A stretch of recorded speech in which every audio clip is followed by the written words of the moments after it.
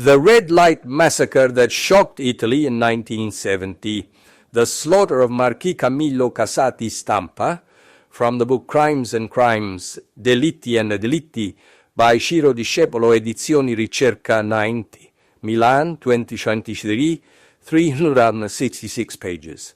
Let's start with an excellent account of the facts, signed by Cinzia Silvestri from the HTTPS Wow magazine, con gli articolai sulla cultura Delitti Casati Stampa. When you love, everything becomes permissible. November 14th, 2021. Written by Cinzia Silvestri. The Casati Stampa murder, also known as the Via Puccini crime in the elegant and elite Pincio district of Rome, a stone's throw from Parioli, and the Via Veneto of the Dolce Vita, would once have been called a sordid affair. It took place inside a luxurious two-story apartment, which boasted countless drawing rooms, game rooms, and stuffed flamingos. Morbid curiosity and various prurient interests found their outlet in the crime news of the time. It was the 1970s, and it didn't matter if you bought Cronaca Vera or ABC, perhaps hidden inside Famiglia Cristiana, to find scorching details that represented the preamble, if you will, more intriguing than the crime itself. The first to rush to the crime scene was Valerio Gianfrancesco, head of the homicide section of the Mobile Squad, who recounted his intervention in an interview with Il Messaggero at the time. As soon as the report reached the police headquarters, we rushed to that splendid penthouse, obviously without assuming the causes of the incident. In fact, judging by the names, the area, and the luxury of the dwelling, I arrived thinking of an attempted robbery or perhaps a kidnapping, quite in vogue at the time, editor's note, that ended tragically. There were three protagonists in the tragedy on that afternoon of August 30th, 1970, a woman, Anna Fallerino, born 1929, her lover, Massimo Minorenti, born 1945, and the murderous suicidal husband, Camillo Casati Stampa di Soncino, known as Camillino, born 1927, a noble scion of one of the oldest Milanese patrician families, who, at the time, between Lombard estates and Capitoline buildings, commanded stock credits worth hundreds of millions of lire. It was a massacre committed with 6 shots from a Browning rifle.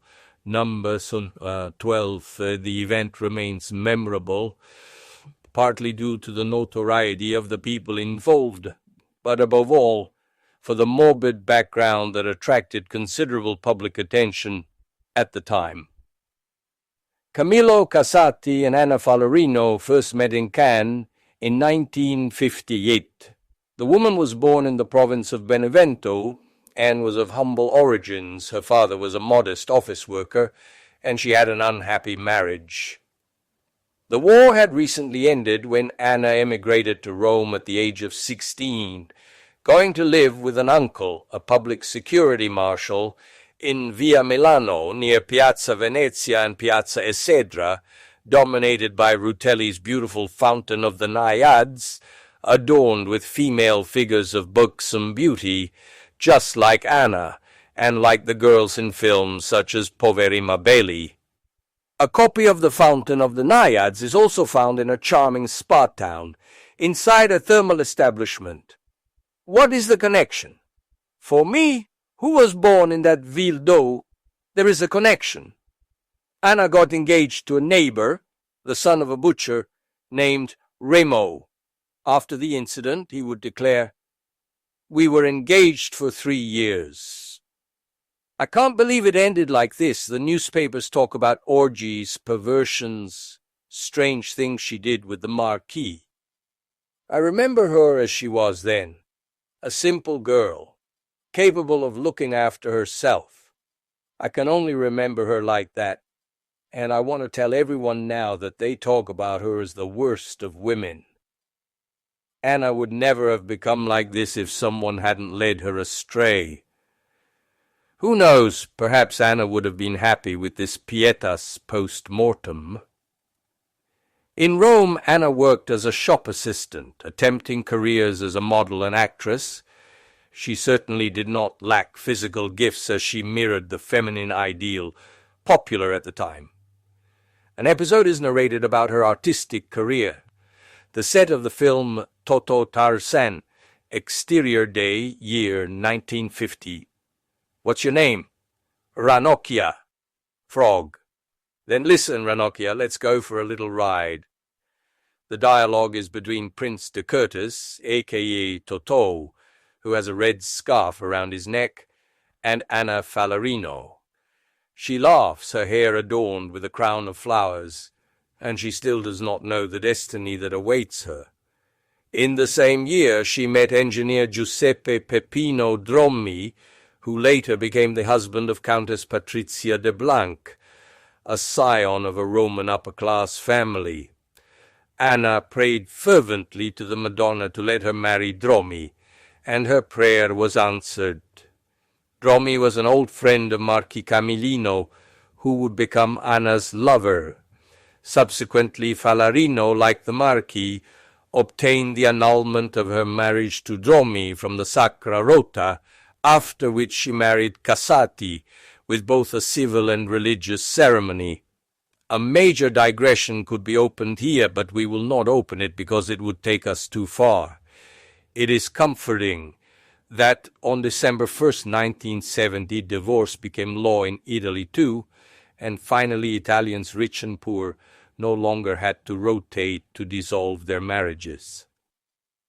During their honeymoon, Camillo Casati immediately revealed his sexual taste to his wife, which were not exactly inspired by the Holy Mother Church nor by family law concerning marriage, pushing her to engage in sexual relations with handsome young men he chose and paid for himself, all under his gaze while he took photographs of the acts. The Marquis was not exactly a nice person, especially towards the servants, who evidently remained serfs to him. Anna herself describes him. Camillo started his personal war with waiters since childhood. Apparently he had the habit of kicking the servants in the shins. Even the impeccable butler Felice, literally happy, one can almost see him, would add to the burden after the tragedy. The Marquis was a man full of contradictions. We servants remember him as impeccable, a great gentleman in his manners. For example, sometimes he found it inappropriate to address the servants directly, and so he spoke to us through an intermediary, even if we were right next to him. On another occasion, the Marquis beat a waiter bloody for waking him too early, and the matter ended up in the magistrate's court. A charming jester. There is no denying, remembering him alive and not deceased. Seeing the photos, he resembles the butler Edgar, an attractive and affected Walt Disney character who in the Aristocats cartoon prepared the nefarious cream of the cream. The Marquis was a strange character.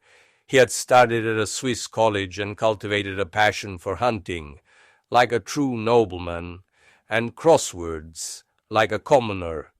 He had many residences. We will focus on one in particular later.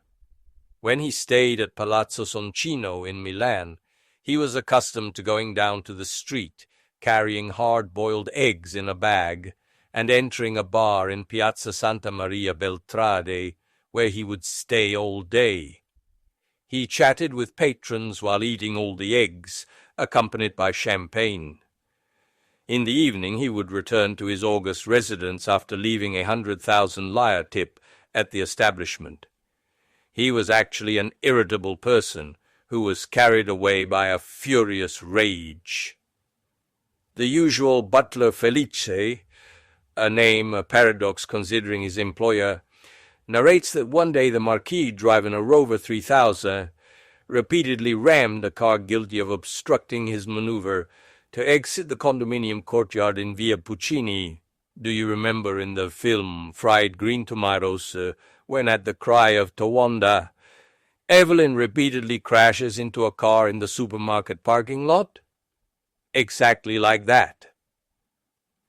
He nevertheless paid without complaint for the damage to the car he had completely destroyed. But it was not for these bizarre episodes that the buxom Anna, married to Dromi, fell in love with Marquis Camillo on the French Riviera. There was a specific episode that occurred in Cannes in 1958.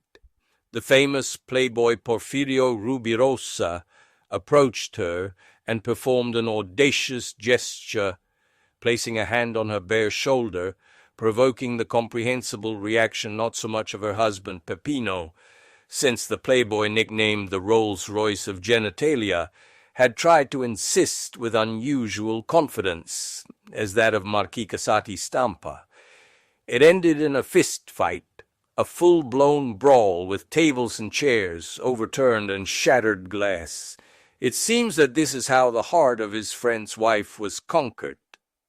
A few months after that incident, Camillo filed for the annulment of his own wedding with the Sacra Rota.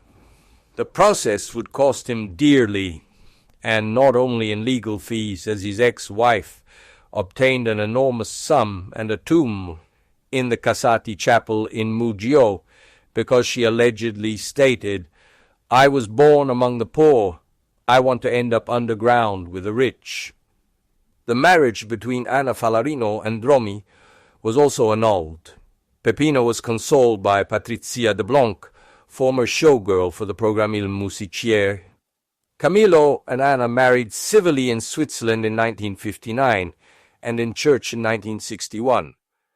The ménage à trois passions, where a person consciously and voluntarily induces their partner to have sexual experiences with other people for the purpose of receiving sexual gratification, manifested itself on the very day of the wedding, in the hotel on their wedding night. It happened with the waiter who brought the champagne and was invited into the bathroom where Anna was taking a shower.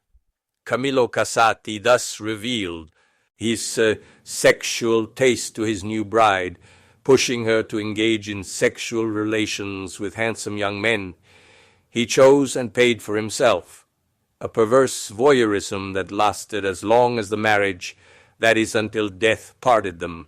He played the voyeur, and he was the one who decided.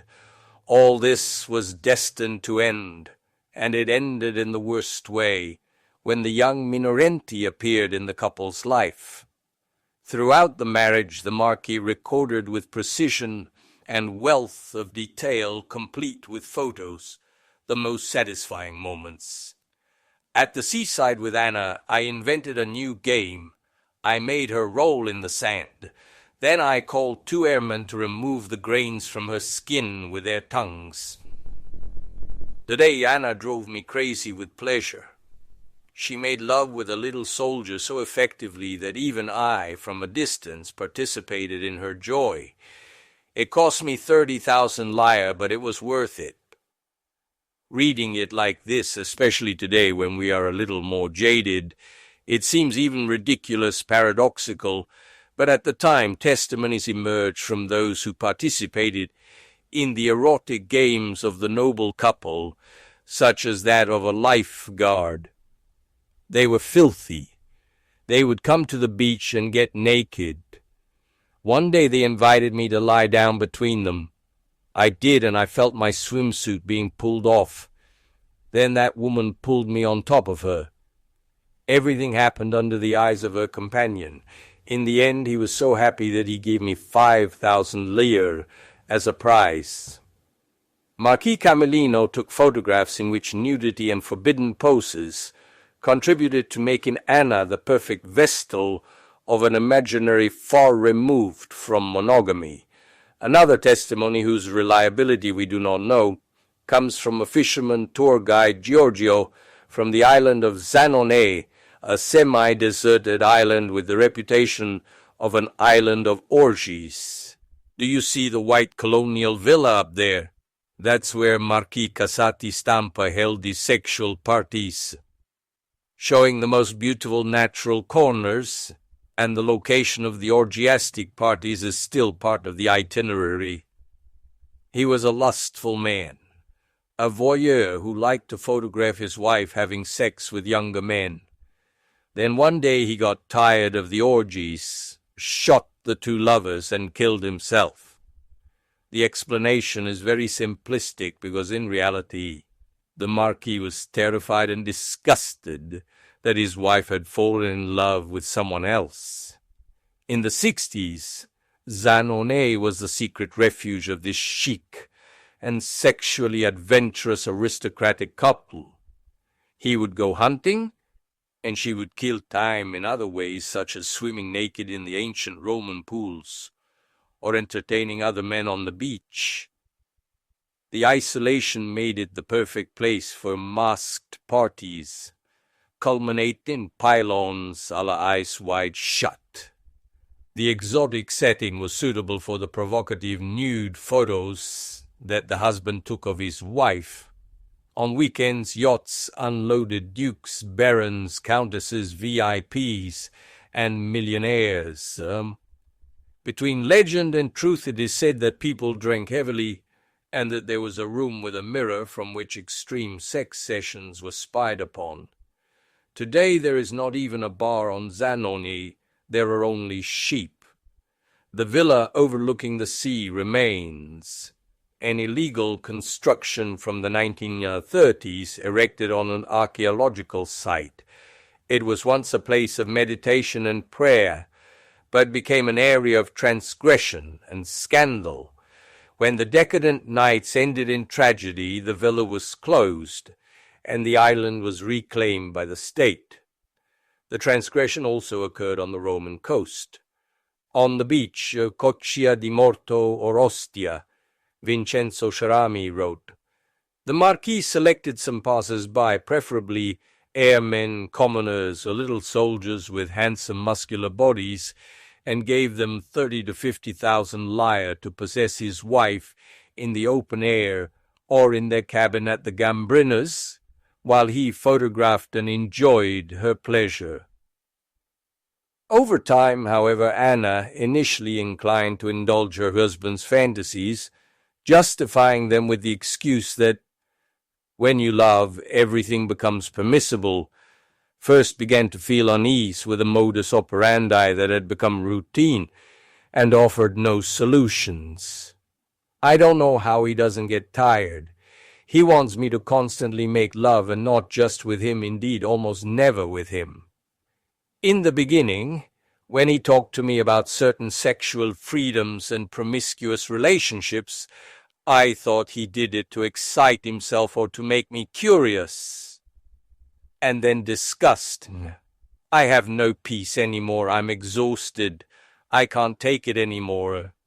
I feel like I've become the worst of the worst whores. I don't care about being transgressive anymore. And to think that when I got together with Camillo, I loved him madly." Anna contemplated escape, dreamed of a house all to herself, even hypothesized telling third parties about the Marquis's vices to escape a wealth that, between a stay on the island of Zanone and one on the French Riviera, offered her a horizon devoid of happiness. Then, at a party in the first days of 1970, she met Massimo Minorenti, handsome and penniless. "It is impossible for me not to remember certain lazy Vitelloni young loafers who waited at the tables of the best cafes in the spa town dear to me, the one with the copy of the Rutelli fountain, to be clear, for lively and elderly foreign women in need of cover even in the summer." Anna introduced Massimo to Camillino, who immediately disliked the long-haired one, and he had good reason. At the partous, the two preferred to act as traditional lovers. Their meetings took place in a hotel in Viale Lieghi, or at home when the Marquis was absent on his hunting trips. The official version of the story says that Anna fell in love with Massimo, but it was probably not so because the Marchioness accepted records as gifts and found him amusing, with a bitter awareness of what she had in her hands. As they say, all good things come to an end, and the game of little lovers between us also ended quickly, but I kept him warm and close for a specific plan of mine. I have my feet firmly planted on the ground, and I know that the young man likes to be with high-ranking people in the high society circle, as he calls it, to grab as much as possible from rich and generous ladies. Who knows if the long-haired one had done the tourist season in the spa town? Perhaps he would have saved his skin, contenting himself with satisfying lustful and wealthy ladies, perhaps more wizened and wrinkled than the Marchioness Anna, who was beautiful, as the hundreds of photos demonstrate, and who was apparently among the first Italian women to undergo cosmetic surgery on her breasts.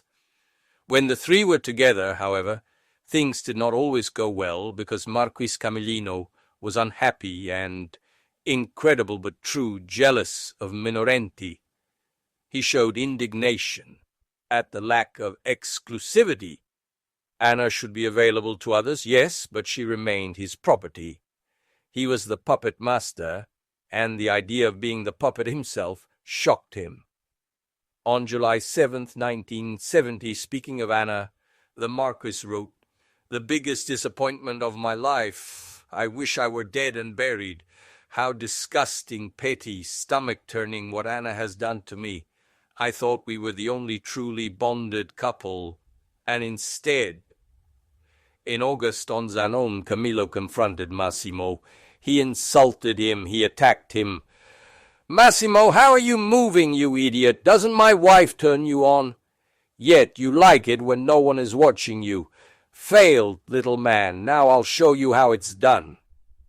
It was the beginning of the end. On August 30th, while he was in Veneto at the Marzotto house, Camillo received a phone call from Anna and Massimo. They were in Rome and wanted to talk to him. Camillo sensed the abandonment. The tone was stormy with Anna. "No, don't rush things. If it's like this between us, everything is over, but then you must leave the house immediately and he must support himself. Come to my house tomorrow at 6:30 p.m., and we will sort everything out. If things don't get sorted out, however, I will ruin him. Maybe I'll kill him. Nothing will happen to you, though. Rest assured." When Massimo intervened, Camillo insulted him, coward, hustler, and hung up. Serami's account of the following hours is worthy of a film noir. Anna, worried, left Via Puccini with Massimo and took refuge at a friend of his, drinking liters of coffee and continuously repeating between cigarettes, "Camillo never makes empty threats." The Marquis got up at dawn, shot down 183 ducks, enough to make the WWF Blanche, and traveled from Valdagno to Venice to board a flight that would take him back to Rome. As he said goodbye, he promised to return for the next hunting trip with Anna. A promise not kept. Camillo arrived at Fiumicino at 6:01 p.m. and went home. Around 7:15 p.m., Anna and Massimo entered the living room. Camillo had made them wait, ordering the servants not to disturb them for any reason, and the servants were careful not to disobey. He had a rifle. He shot Anna 3 times, Minorenti twice. Then he pointed the weapon at himself and killed himself. Blood on the Louis XV furniture, on the curtains, on the Vatican chairs. The medical examination established that Anna Fallerino had died instantly from the first shot aimed directly at her chest, dying before her husband. She was struck dead in the armchair where she was sitting. The lover tried to escape, seeking cover behind a small table, but the second shot hit him in the head. The Marquis took his own life, reloading the rifle, which was out of cartridges, and pointing it under his throat.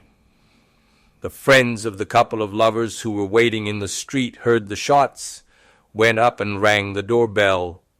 The servants had heard everything too, but had received precise orders. It was 8 in the evening. Anna Fallarino's sister, who lived in Rocca di Papa, was alerted and arrived in Via Puccini at 9:30 p.m. Everyone went upstairs. The butler initially did not want to open, but then he was persuaded and opened the living room door wide. The rest is crime news that would invade the press for days, weeks, months, even years. Roman newspapers increased their circulation by 500,000 copies.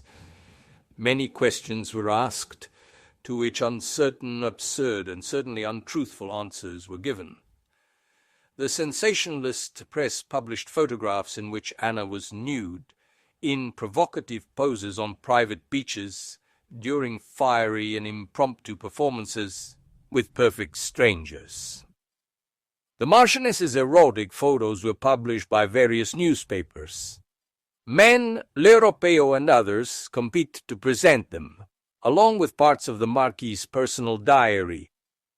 The images were kept by the husband in a green satin, for others velvet-covered book, placed on his desk. It was never discovered how the material reached the press, and here a knowing smile escapes me.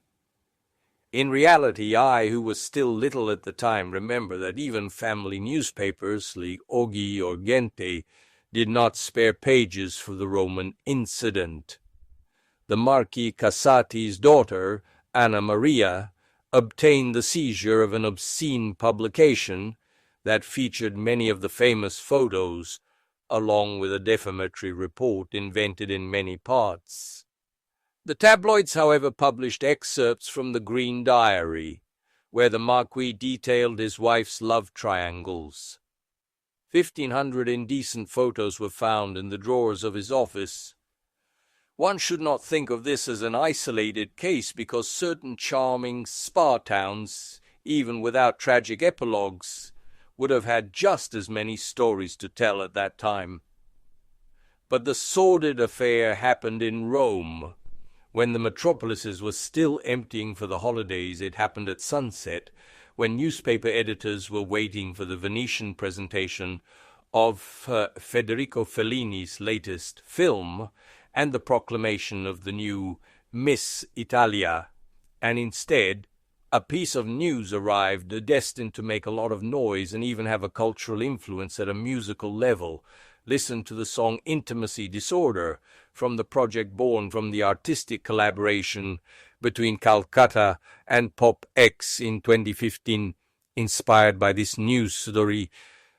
With the death of Camillo Casati Stampa di Soncino, buried according to his will next to his second wife in the historic Casati Stampa di Soncino mausoleum in the urban cemetery of Muggio, his properties passed to his daughter Anna Maria from his first wife, the dancer Letizia Izzo, better known as Lydia Holt. The Casati Stampa di Soncino mausoleum is a monumental celebratory structure in the urban cemetery of Muggio, Brianza, since 1830.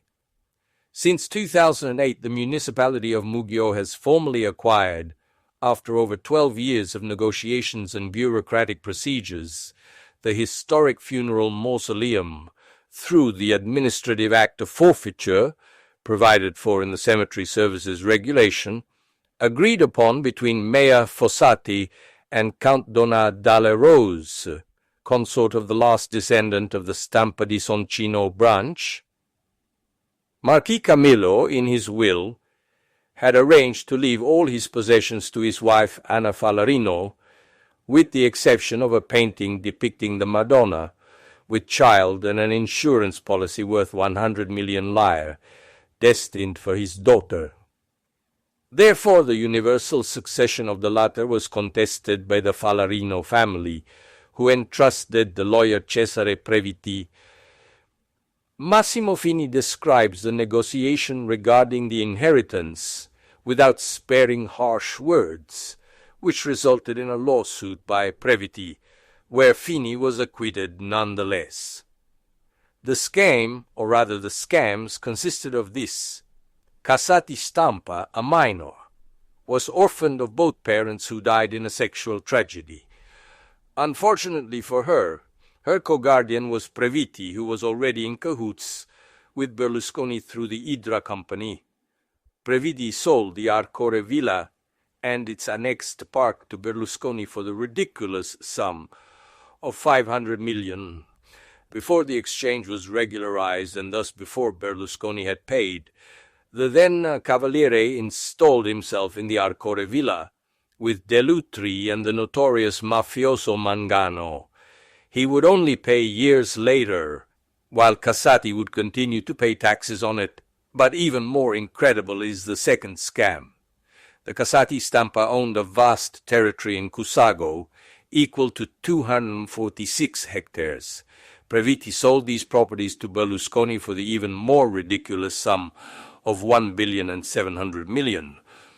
But he paid with shares of Berlusconi's companies not listed on the stock exchange and of very dubious value. When Casati Stampa tried to realize the value by selling these shares, she could not find anyone willing to buy them.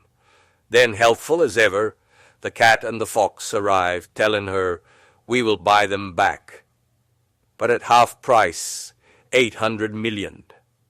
And then came the time of the elegant dinners. Sources for the Casati Stampa crime. El Fatto Quotidiano, Massimo Fini, Dagospia, extracts from the article by Silvia Marchetti for CNA, Malcolm Pagani for Vanity Fair, Corrado Augias, I segreti di Roma. Cinzia Silvestri, the astrological reading of the Casati Stampa Marquise's slaughter. In my opinion, we must start from couple compatibilities, using the algorithm that I developed several decades ago and which is still available free of charge on the website www.myastral.org.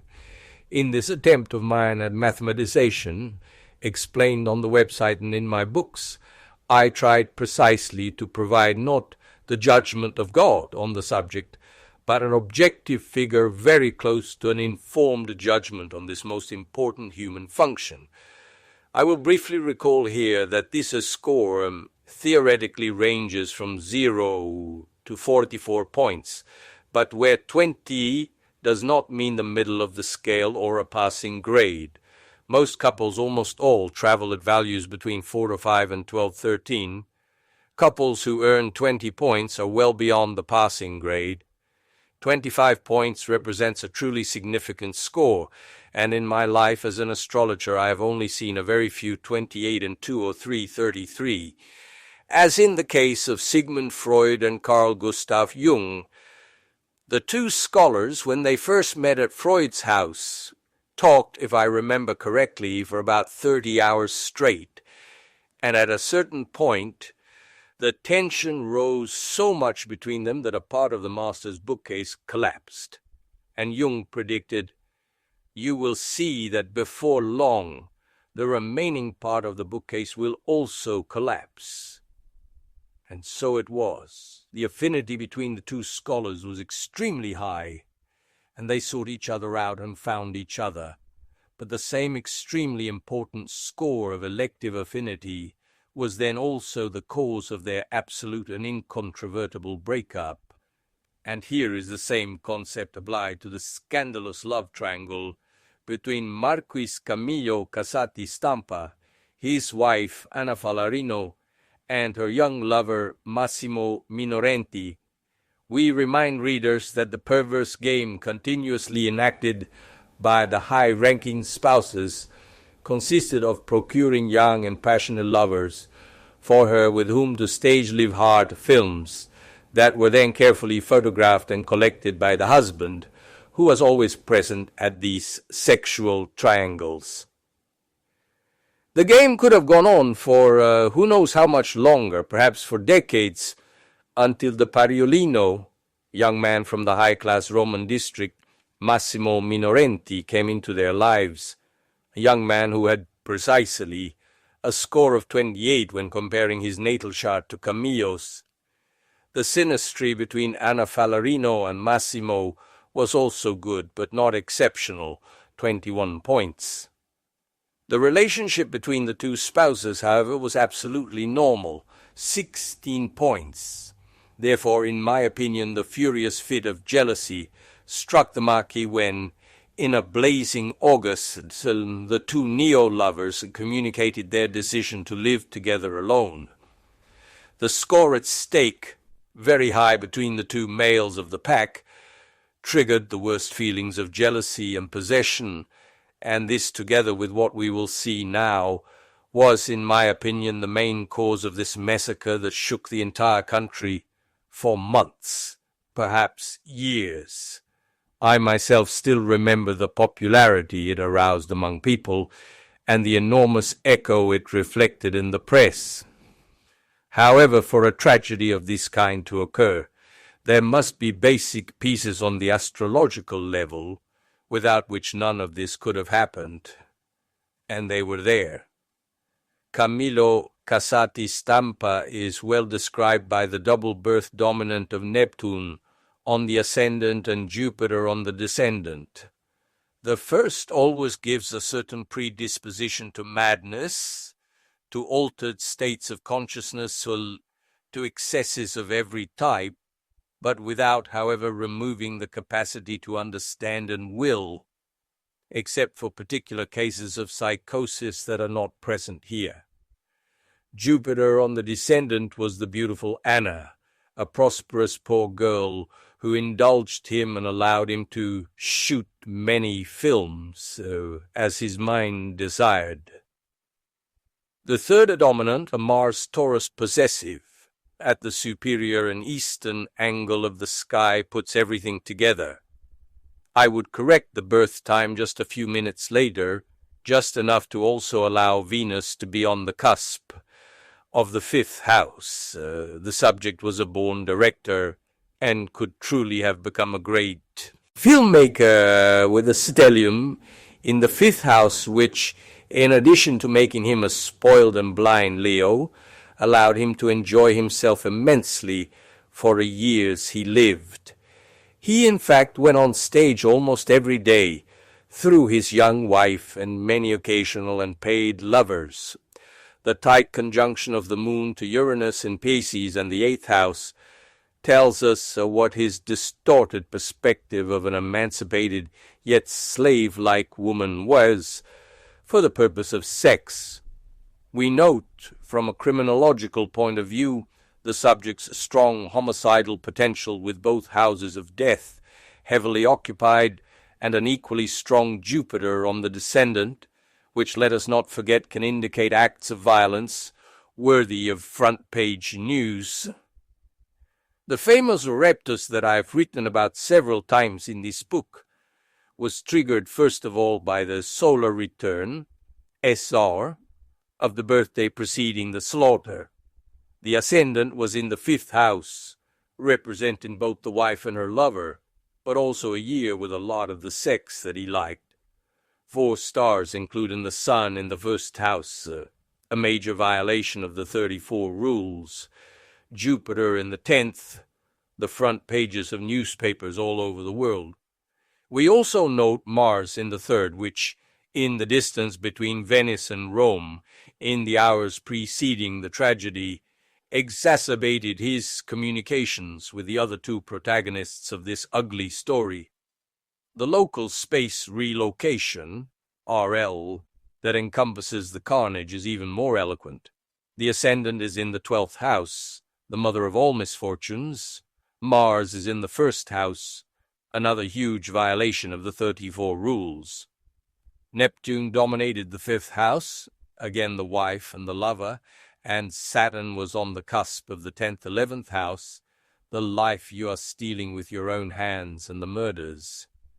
Even Anna Fallerino's chart could not have been more explicit regarding the future of this woman who, through a sensational Venus-Jupiter conjunction in the 9th house, won a lottery ticket by marrying an extremely wealthy Roman nobleman and abandoning the very poor places of her childhood, but at an exaggerated price. She also had a Neptune dominant on the ascendant, which made her live a short and fake existence. in the sense of altered states of consciousness. The occupation of the houses of death is almost exaggerated. Moon, Pluto, and Mars in the 11th, and Sun and Uranus in the 8th house. Note the very tight Moon-Pluto conjunction, which, like the Sun-Pluto or Venus-Pluto, very often signifies an exaggerated erotic life experience. Saturn in the 5th is, as in the man who laughs, the lack of laughter in a human being deformed at birth to always laugh, no love, in a daily life made up of binges of sex. Even the specific stigmata of Anna Fallerino's solar return, those of her last birthday, are exactly among the main ones indicated by me for this type of tragedy. The very tight Mars-Saturn conjunction in the 10th, rule number 34, above all else. Then she too had an ascendant in the 12th house, and the rest as per the manual. The same goes for her last local space relocation, RL. A bad combination of the 10th and 11th house, and a gloomy announcement of death by the husband's hand. Saturn very tight to the descendant. For Massimo Minorenti we have no less, starting with the very tight Venus-Pluto conjunction on the ascendant. A lot of porn-type sex. There's also the cinema, the strong Leo values. Ascendant, Mercury, Venus, and Pluto in the sign. And the 2nd house with Sun and Moon. Mars and Uranus in the 11th suggest without much effort the type of death he would have. The solar return, SR, the last of his short life, is striking first of all for the very strong and pleasant occupation of the 5th house. Sun, Pluto, Uranus, Jupiter, and Mercury certainly made him live unforgettable months of sex and perhaps even love. Saturn in the 12th house, Mars in the 7th, and the ascendant in the 11th complete the picture. Even more spectacular is the local space relocation, RL. 6 stars between the 12th and 1st house, with the Sun in the 1st and Mars in the 12th. Saturn on the cusp of the 8th completes the picture.